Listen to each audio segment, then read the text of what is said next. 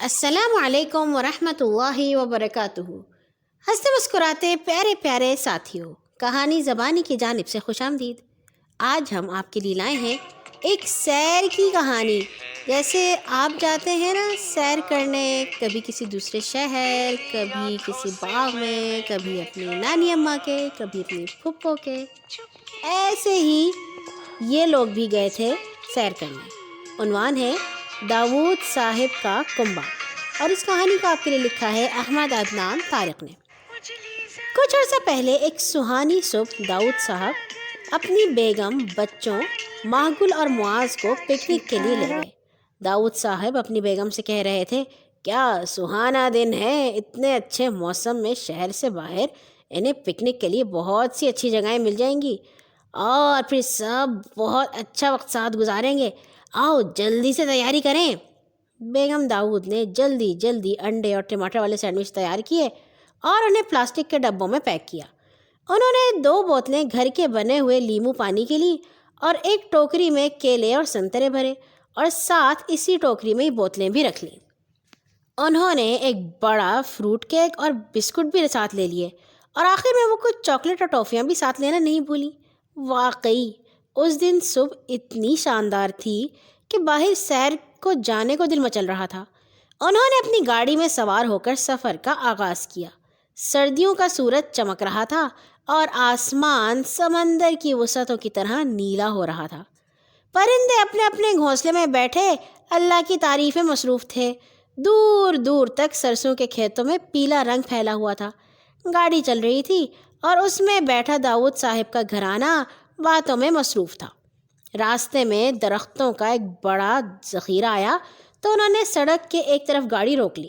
اب سورج اتنا چمک رہا تھا کہ درختوں کا سایہ انہیں بھلا لگنے لگا تھا۔ ماہگل اور معاذ تو گاڑی سے نکل کر بے اختیار باہر دوڑ پڑے۔ وہ اپنی امی جان کو شور مچا کر سبزے پر بکھرے ہوئے پھول دکھا رہے تھے۔ داؤد صاحب اور ان کی بیگم نے گاڑی سے بیگ اور ٹوکری لیے۔ داؤد صاحب نے اپنی بیگم امارہ سے کہا کہ کوئی اچھی سی جگہ تلاش کرو جہاں ہم آرام سے بیٹھ سکیں۔ تھوڑی ہی دیر میں انہیں ایک مناسب جگہ مل گئی۔ یہ شاید اس جنگل کی سب سے خوبصورت جگہ تھی، اور اگرچہ وہ اس کے متعلق مکمل نہیں جانتے تھے، لیکن ساتھیوں، دراصل یہ خوبصورت جگہ وہاں رہنے والے بونے غریق کے گھر کے باہر بنا ہوا باغیچہ تھا۔ وہ ایک برگد کے درخت کے تنے میں رہتا تھا۔ یہ وہی درخت تھا جس کی شاخوں کے سائے میں اس وقت داؤد صاحب کا گھرانہ براجمان تھا۔ برگد کے تنے میں خفیہ راستہ تھا اور ایک کھڑکی تھی جس پر کائی جمنے کی وجہ سے کوئی اسے نہیں دیکھ سکتا تھا۔ کوئی نہیں جانتا تھا کہ غریق ادھر رہتا ہے، ماں سوائے اس کے پڑوسی بونوں کے، کیونکہ محترم غریق صاحب عام انسانوں کو اپنا آپ دکھانا اچھا نہیں سمجھتے تھے۔ غریق اپنے باغیچے کی خوبصورتی پر بڑا فخر کرتا تھا، ہر وقت اسے سنوارتا رہتا۔ اس باغیچے کے بیچوں بیچ ایک چھوٹی سی ندی بہتی تھی اور اس نے ندی کے دونوں کناروں پر پھول اگا رکھے تھے۔ وہاں کائی سے بنے مخملی صوفے بچھا رکھے تھے جہاں اس کے آنے والے مہمان اور دوست بیٹھا کرتے تھے۔ 3 کیاریاں تو اس نے یاسمین کے پھولوں کی لگا رکھی تھی جو جنگل میں اگنے والے سب سے خوبصورت پھول تھے۔ باغیچے کے ایک کونے میں گلاب بھی لہرا رہے تھے تو دوسرے کونے میں نازک کلیاں خوشبو بکھیرتی تھیں۔ باغیچے کی ہر چیز نفاست، صفائی اور ترتیب کی آئینہ دار تھی، لہٰذا اس میں کوئی تعجب کی بات نہیں تھی کہ داؤد صاحب کو یہ جگہ سب سے زیادہ پیاری لگی۔ وہ برگد کے درخت کے نیچے بیٹھ گئے اور اپنا سامان تنے کے ساتھ لگا کر رکھ دیا۔ وہ نہیں جانتے تھے کہ وہ بونوں کے باغیچے میں بیٹھے ہوئے ہیں، کیونکہ اسے ظاہر کرنے کے لیے باغیچے کے ارد گرد کوئی باڑ نہیں لگی ہوئی تھی۔ داؤد صاحب سامان کھولنے لگے۔ دوپہر ہو رہی تھی۔ ان کا خیال تھا کہ اب کھانا کھا لینا چاہیے۔ کچھ ہی دیر بعد وہ سب کچھ نہ کچھ کھا رہے تھے۔ پھر انہوں نے لیمو پانی کا بھرپور لطف اٹھایا۔ پھر داؤد صاحب نے سب کو ایک کھیل کھیلنے کی تجویز دی۔ کیوں نہ لیمو پانی والی بوتلیں کچھ فاصلے پر رکھ کر ان کو نشانہ لگایا جائے۔ امارہ بیگم کا خیال تھا کہ ٹوٹے شیشے کے ٹکڑے خطرناک ہو سکتے ہیں۔ لیکن کس کے لیے خطرناک ہوں گے، یہاں تو کوئی آتا ہی نہیں، داؤد صاحب کہنے لگے۔ لہٰذا انہیں بوتلیں اپنے سامنے تھوڑے سے فاصلے پر رکھی اور ان کا نشانہ لگانے لگے۔ کچھ ہی دیر میں بوتلیں ٹوٹ گئیں اور ان کے ٹکڑے ادھر ادھر بکھر گئے۔ داؤد صاحب نے اپنا اخبار کھولا اور کہا، ٹھیک ہے بچوں، جا کر کھیلو، میں کچھ دیر آرام کر لیتا ہوں۔ اور غریق کا باغیچہ آہستہ آہستہ اپنی خوبصورتی کھونے لگا۔ غریق نے برگد والے گھر کی کھڑکی سے باہر جھانکا اور جو کچھ ہو رہا تھا وہ بے بسی سے دیکھنے لگا۔ بیگم امارہ نے بچوں کے لیے سنگترے چھیلے اور باغیچے میں چھلکے پھینک دیے۔ اس نے دیکھا داؤد صاحب نے چاکلیٹ اور بچوں نے ٹافیاں کھائیں اور ان پر لپٹے کور ادھر ادھر پھینک دیے۔ بچوں نے کیلے کھائے اور ان کے چھلکے ایک دوسرے پر پھینکنے لگے۔ داؤد صاحب کا گھرانہ ساری دوپہر باغیچے میں رہا۔ بڑی ہی خوبصورت جگہ تھی۔ سپہر کی چائے نے وہیں پی اور پھر گھر واپس جانے لگے۔ بیگم امارہ نے اپنے گھرانے کے ارد گرد ڈالے ہوئے گند کو دیکھا تو انہیں تھوڑا سا افسوس ہوا۔ وہ پوچھنے لگی کہ یہاں کوئی کوڑا کرکٹ پھینکنے والا کوڑا دان نہیں؟ معاذ نے کہا یہاں ایسا کوئی ڈبہ نہیں، یہ جنگل تو عام آبادی سے دور ہے، یہاں کوئی آتا بھی نہیں ہوگا۔ پھر بھی اس کی امی نے کہا کہ ہم یہ سارا کوڑا کرکٹ اٹھا کر ساتھ ہی لے چلتے ہیں۔ مگر داؤد صاحب نے کہا میں تو یہ سارا کوڑا کرکٹ ساتھ نہیں لے کر جاؤں گا۔ وہ ایک خود غرض شخص تھے۔ انہوں نے کہا کوڑا کرکٹ یہیں پڑا رہنے دو، کسی کو پتہ بھی نہیں چلے گا۔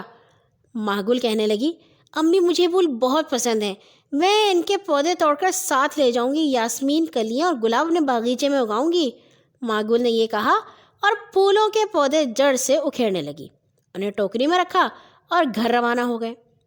ان کے جانے کے فوراً بعد غریق اپنے گھر سے باہر باغیچے میں آیا اور جب اس نے دیکھا کہ اس کے اتنے خوبصورت پودے جڑ سے اکھیڑ لیے گئے ہیں، سنگتروں، کیلوں کے چھلکے، ٹافیوں اور چاکلیٹ کے کور، پلاسٹک کے گلاس، شاپر بیگ اور اخبار کے ٹکڑے بکھرے ہوئے ہیں، اور اس نے دیکھا کہ اس کے کائی سے بنے ہوئے صوفے بھی ٹوٹ گئے، وہ ایک پتھر پر بیٹھ گیا اور زاروں قطار رونے لگا۔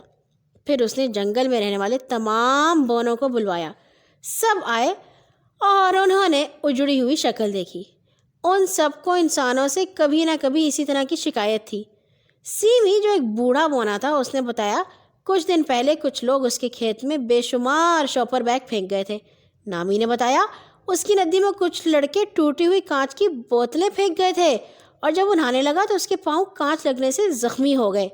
مگر یہ داؤد صاحب کا کنبہ تو سب سے برا تھا۔ اب کیا کریں؟ شمی جوان سب بونوں میں سب سے زیادہ سفر کرتا تھا۔ وہ کہنے لگا کوڑا کرکٹ داؤد صاحب اور ان کے کنبے کی امانت ہے۔ ان کے گھر کے سامنے ان کا بہت خوبصورت باغیچہ ہے، کیوں نہ میں اسے واپس لے جاؤں، ان کے باغیچے میں ڈال دیں؟ یہ تو بہت اچھا منصوبہ ہے۔ تمام بونوں کو یہ بات پسند آ گئی۔ سیمی نے اپنے کھیت سے ملنے والے شاپر بیگ سنبھال کر رکھے ہوئے تھے۔ اس نے کہا وہ انہیں لے آئے گا۔ نامی نے کہا وہ ایک تھیلا ٹوٹی ہوئی بوتلوں کا ساتھ لے کر جائے گا۔ پھر سب نے فیصلہ کیا کہ وہ رات کو جائیں گے اور داؤد صاحب کے باغیچے کو کچرا منڈی بنا کر آئیں گے۔ سب کا خیال تھا کہ صبح اٹھ کر اپنے باغیچے میں اتنا کوڑا کرکٹ دیکھیں گے تو بہت خوش ہوں گے۔ وہ تمام ایک بڑے الو کی پیٹھ پر بیٹھ گئے جہاں ان تمام ننھے منوں کے لیے جگہ موجود تھی۔ یہ الو رات کو نکلتا تھا اور شہر سے جنگل اور جنگل سے شہر کا چکر لگاتا رہتا تھا۔ جب وہ وہاں پہنچے تو انہوں نے الو کی پیٹھ سے باغیچے کی گھاس پر قدم رکھے اور اپنے ساتھ لائے ہوئے تھیلے کھولے۔ انہوں نے داؤد صاحب کے خوبصورت باغیچے میں کانچ بکھیر دیا، ایک جگہ اخبارات کے ڈھیر لگا دیے اور کچھ اخبارات، کاغذ، خالی گتے کے ڈبے اور کیلوں کے سنگتروں کے چھلکے سبھی کچھ پھیلا دیا۔ اچانک غریق کو وہاں کچھ رات کی رانی کے پودے دکھائی دیے۔ وہ خوشی سے اچھل پڑا کیونکہ یہ پودے اس کے باغیچے میں نہیں تھے۔ وہ کہنے لگا کہ اگر داؤد صاحب کے باغیچے سے میں کچھ پھولوں کے پودے اکھیڑ کر لے گیا تو انہیں برا نہیں لگے گا، کیونکہ وہ بھی تو تمہارے پودے اکھیڑ کے لائے تھے۔ کچھ ہی لمحوں میں تمام بونے مختلف پودوں کی کھدائی میں لگ گئے اور جو اپنے تھیلے خالی کیے تھے ان میں یہ پودے اکھیڑ کر بھر لیا اور رات کو اڑنے والے الو کے پاس چلے آئے۔ وہ بہت خوش تھے۔ اگلی صبح جب داؤد صاحب جاگے، کھڑکی سے باہر جھانکا تو انہیں ایک جھٹکا سا لگا۔ ان کا باغیچہ کچرا منڈی کا منظر پیش کر رہا تھا۔ ان کے پودے اکھیڑے جا چکے تھے، کانچ کے ٹکڑے بکھرے ہوئے تھے اور اخبار بھی بکھرے ہوئے تھے۔ داؤد صاحب چلائے یہ کس کا کام ہے؟ دیکھوں ذرا، میں اس کا پتہ لگا کر رہوں گا۔ ان کے غصے سے بھری آواز سن کر امارہ بیگم اپنے بستر سے نکلی اور حیرانی سے اپنے باغیچے کو دیکھنے لگی کہ اتنا ظالم کون ہو سکتا ہے۔ معاذ اور ماہگل بہت غصے میں تھے۔ ماہگل بولی، کتنے گندے لوگ ہیں، ان کو اتنی بھی سمجھ نہیں، کوڑا کسی کوڑے دان کی بجائے باغیچوں میں نہیں پھینکنا چاہیے۔ داؤد صاحب نے یہ سارا معاملہ ایک پولیس والے کو بتایا۔ اس نے تسلی کرائی کہ وہ باغیچے پر نظر رکھے گا۔ تمام صبح معاذ اور ماہگل باغیچے سے کچرا اٹھانے میں مصروف رہے۔ داؤد صاحب نئے پودے نرسری سے لے کر آئے اور پرانے پودوں کی جگہ اگاتے رہے۔ اگلی رات پولیس نے ان کے باغیچے پر کڑی نظر رکھی، مگر پولیس کو کوئی بھی نظر نہیں آیا۔ پھر بھی باغیچے میں اگلی صبح پھر ہنگامہ تھا۔ یہ بڑا عجیب و غریب منظر تھا کہ پولیس والا کوڑا کرکٹ ان کے باغیچے میں پھیلتا دیکھ رہا تھا۔ اسے کون پھیلا رہا تھا یہ اسے نہیں معلوم تھا، کیونکہ وہ تو ایک عام انسان تھا، بونوں کو نہیں دیکھ سکتا تھا۔ وہ خوف زدہ ہو کر بھاگا اور اپنے تھانے میں جا کر دم لیا۔ اور ساتھیوں، آپ کو پتہ ہے کہ بونے اب بھی ہر رات داؤد صاحب کے باغیچے میں آتے ہیں اور تمام کوڑا کرکٹ خوبصورت جگہوں پر جو لوگ پھینکاتے ہیں وہ اکٹھا کر کے داؤد صاحب کے باغیچے میں پھینک جاتے ہیں۔ ان کو باغیچے کو دیکھنا ایک انتہائی گندی جگہ کے دیکھنے کے مترادف ہے، لیکن داؤد صاحب کا کنبہ اس کا کوئی حل نہیں نکال سکتا۔ ماہگل کو ایسا لگنے لگا ہے کہ یہ ضرور پریوں، بونوں یا کسی ننھی مخلوق کا کام ہے۔ وہ اپنی غلطی سوچتی کہ کس طرح پکنک پر وہ اتنا خوبصورت جنگل گندا کرائے تھے۔ مجھے چاہیے کہ میں گھر کے باہر ایک نوٹس لگا دوں کہ ہم دوبارہ جنگل گندا نہیں کریں گے، تو میرا خیال ہے کہ بونے کوڑا کرکٹ یہاں ڈالنا بند کر دیں گے، اس نے سوچا۔ اور بچوں، آج رات اپنے گھر کے باہر نوٹس لگانے والی ہے۔ میرا خیال ہے کہ بونے اب کسی اور کا باغیچہ چنیں گے، اور مجھے امید ہے کہ وہ باغیچہ آپ کا نہیں ہوگا، کیونکہ آپ لوگ تو داؤد صاحب کے کنبے کی طرح نہیں ہے نا۔ آپ کو تو معلوم ہے کہ کوڑا کرکٹ کہاں پھینکنا ہوتا ہے۔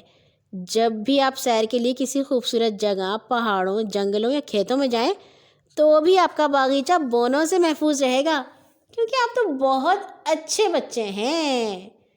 کل آئیں گے انشاءاللہ ایک اور نئی کہانی کے ساتھ۔ رابطے کا نمبر ہے 0309744445۔ اللہ حافظ۔